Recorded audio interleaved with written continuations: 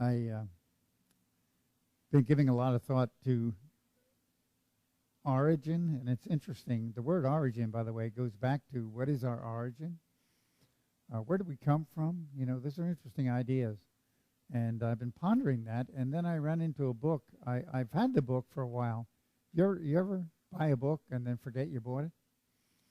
And, yeah, I was cleaning out the desk in my office yesterday and ran into this book, and it's by Robert, and I'm not sure how to pronounce the last name because it's B-R-U-M-E-T.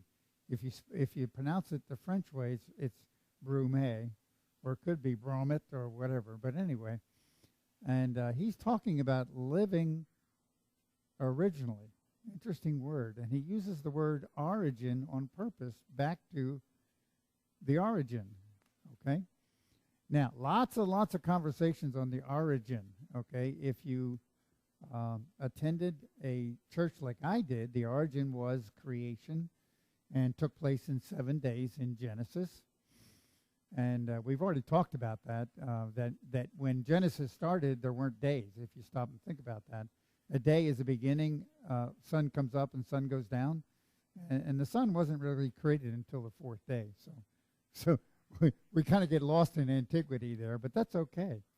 But what is the origin? Where are we? How were we created? When were we created? And what has happened since that we're sitting here in chairs?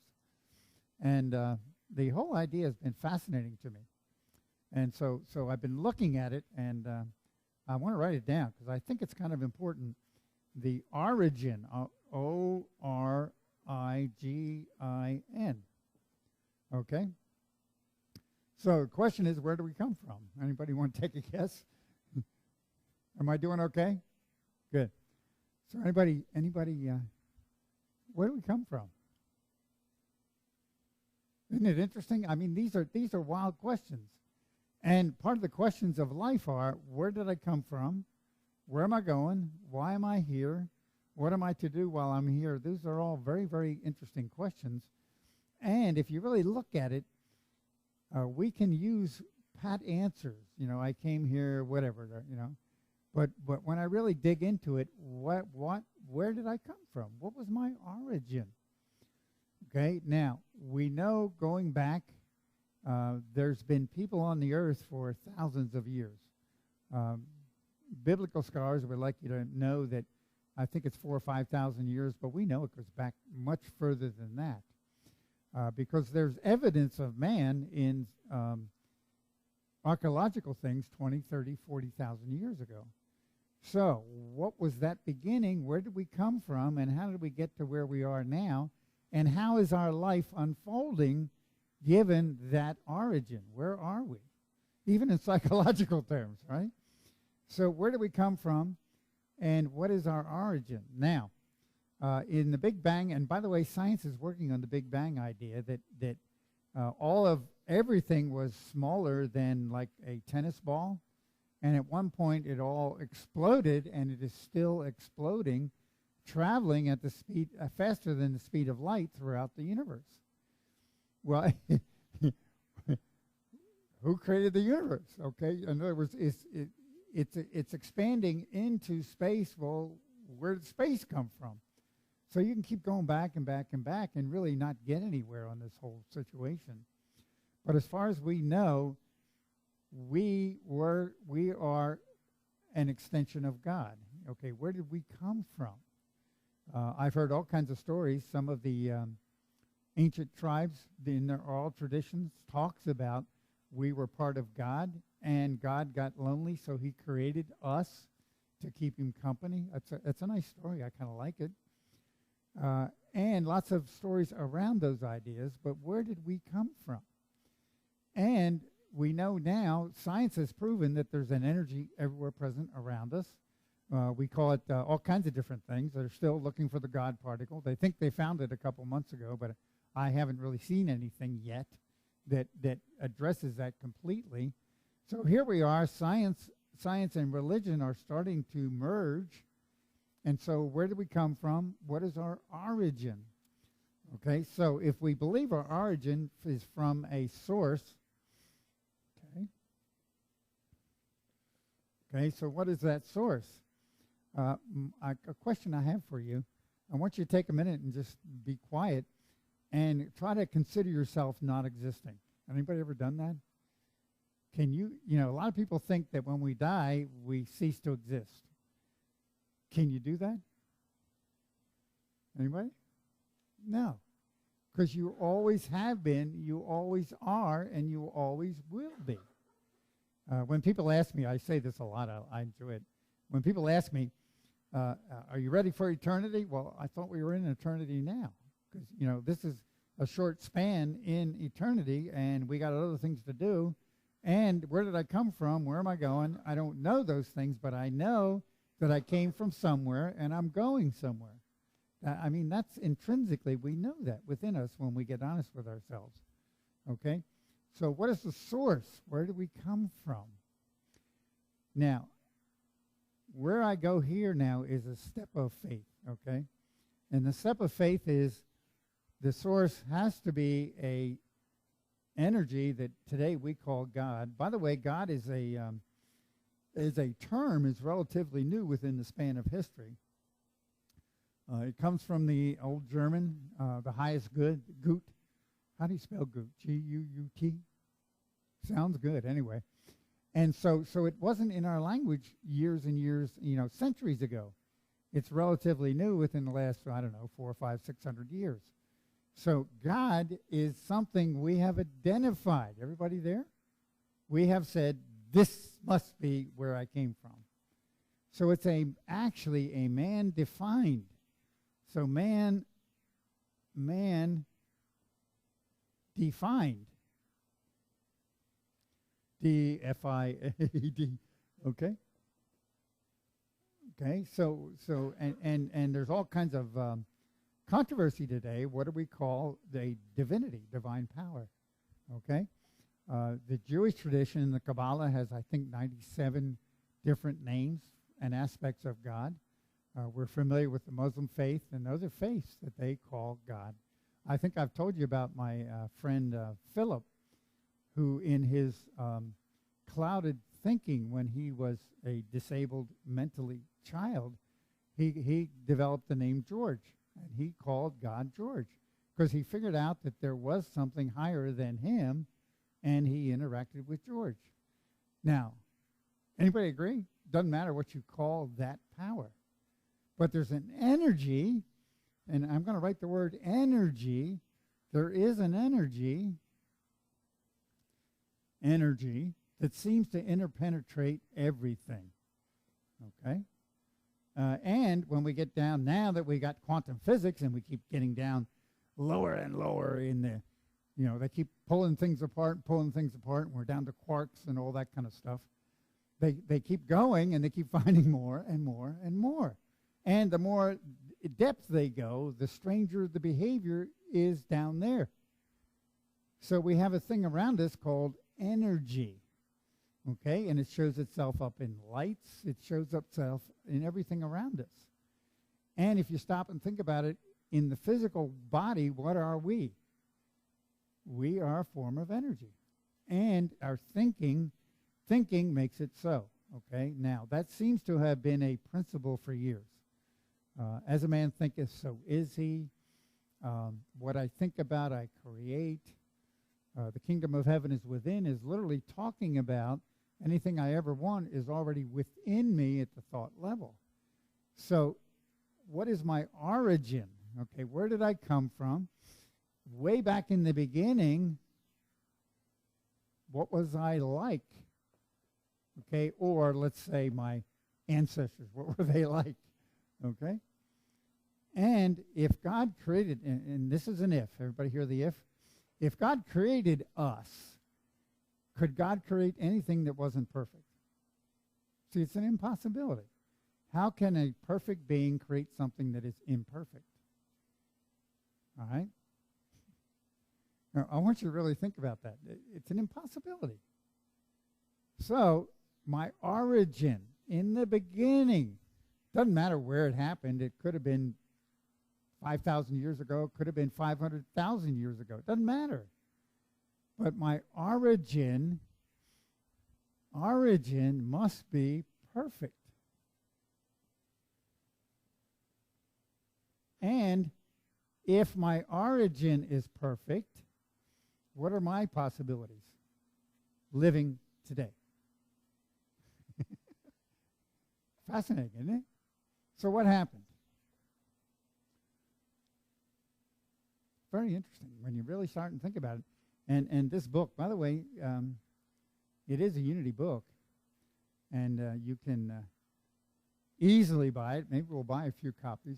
But living originally 10 spiritual practices. But this concept, because I know deeply within myself that I was created complete and whole just as I am. And something has changed that so that it isn't complete and whole perfectly in my life today. Okay? So something had to create that. So you can call it Satan, you can call it whatever you want to, but, and what is that, and how come I am not living like my origin created me to do, to be?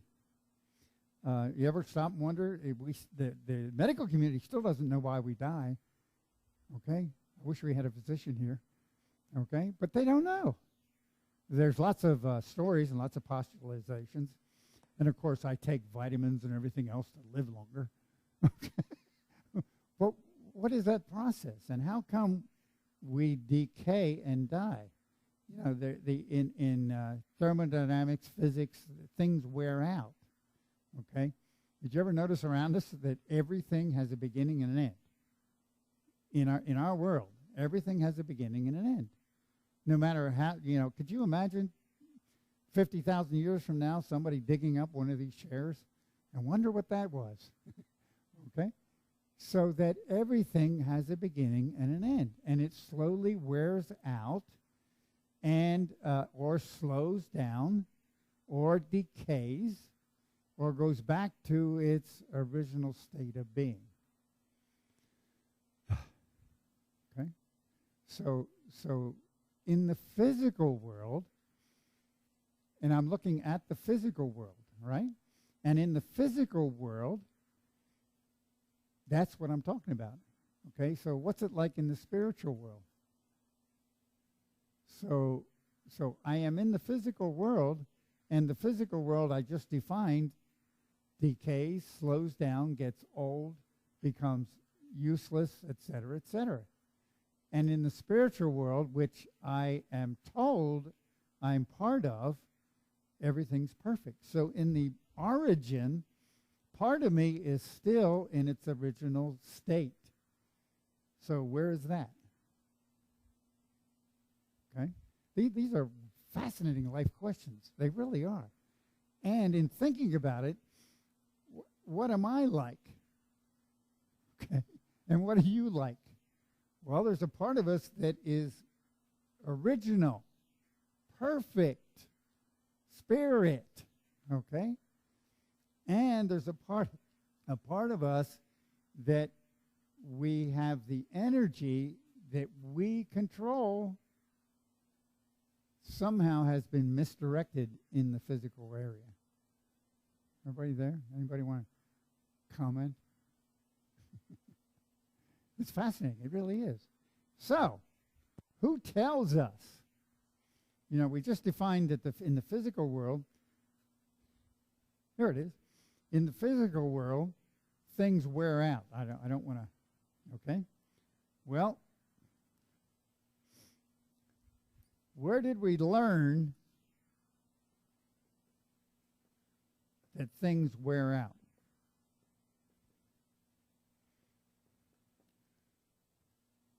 Somebody help me. How did we learn that things wear out? You see it? Okay.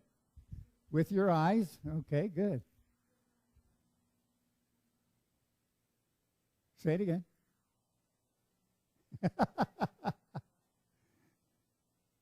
Well, I don't know about you, but my mom and dad did a good job of telling me things were going to, don't expect too much. Things wear out. It's not always going to be this good.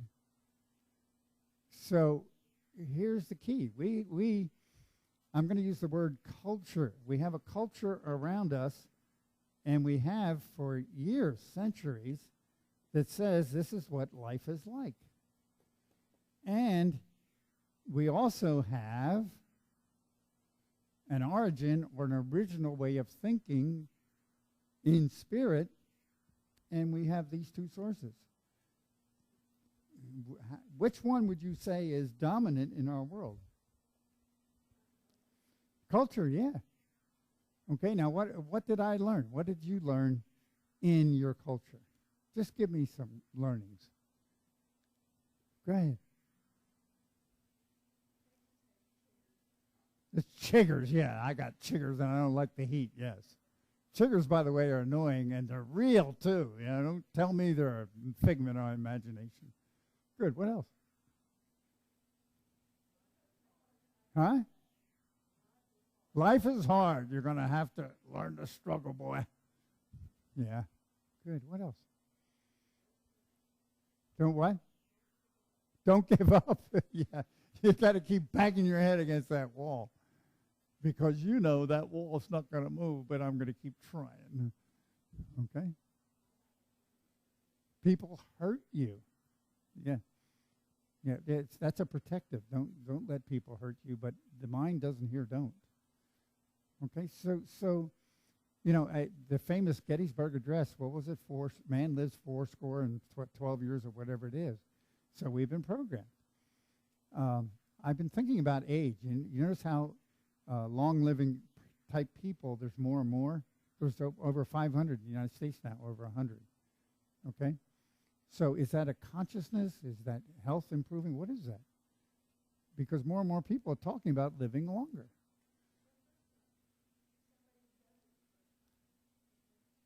Yeah, sure. Yeah, Roger Bannister broke the 4-minute mile, and that same year, I think, what was it, 6 or 7 others broke it.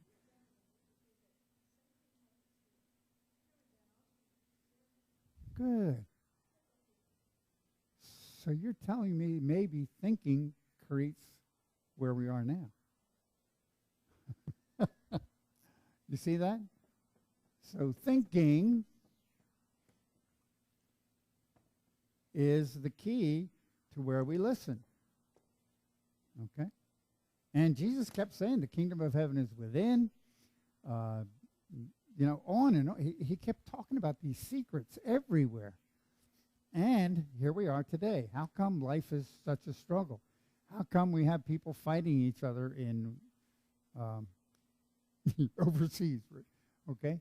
And because we think we have to control our environment, okay? Physically. But where's the control really? Spiritually thinking, it is. Now, the ego, the ego is the culture. In other words, how do I get along in the culture? Again, if somebody leaves, you say, be careful, drive carefully. Okay, I had a 2-hour drive yesterday. Be careful, Robert. Okay, call me and let me know when you're there. Okay, now, that is our cultural training.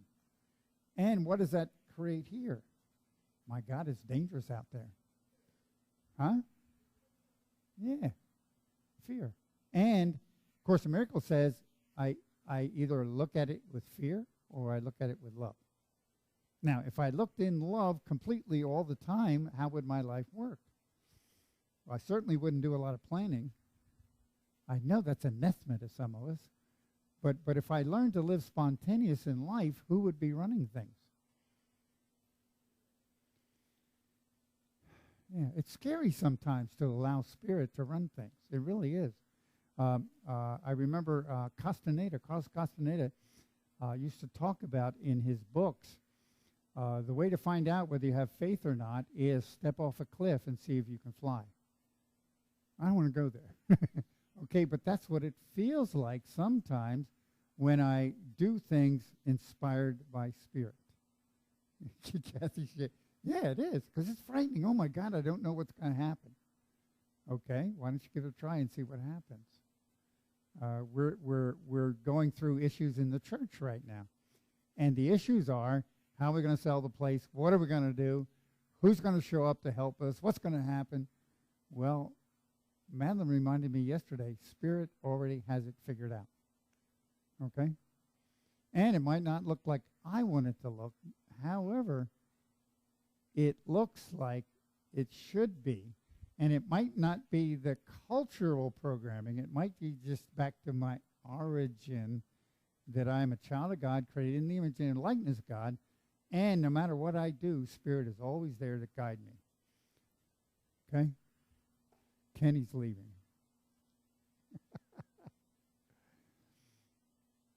And we talk about it. We talk about it.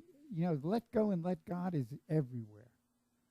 And I'm really aware now that I am still learning how to do that. And I've been talking about it for 30 years.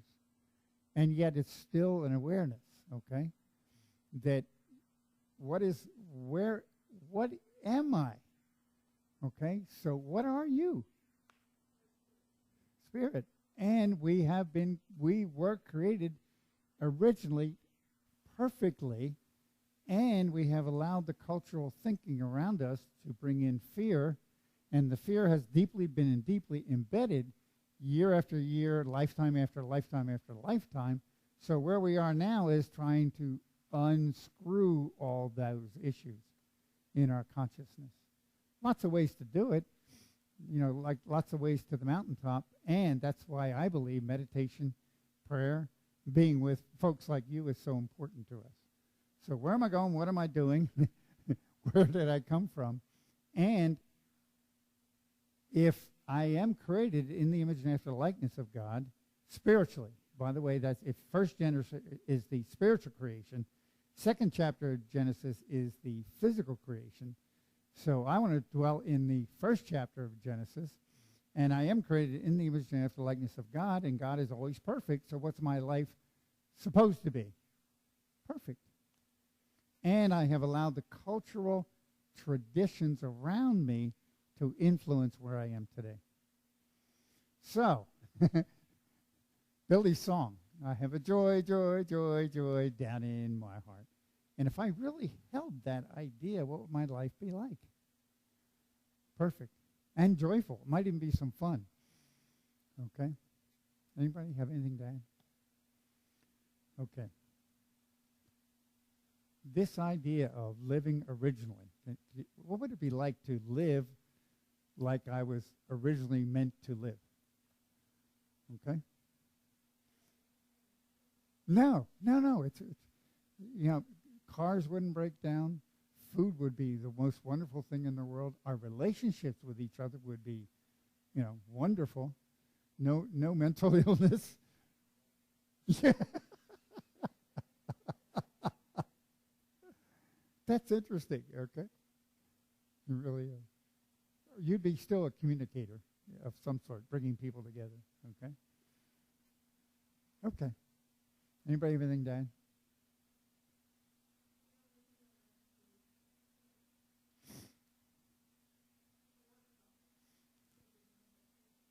No, there isn't.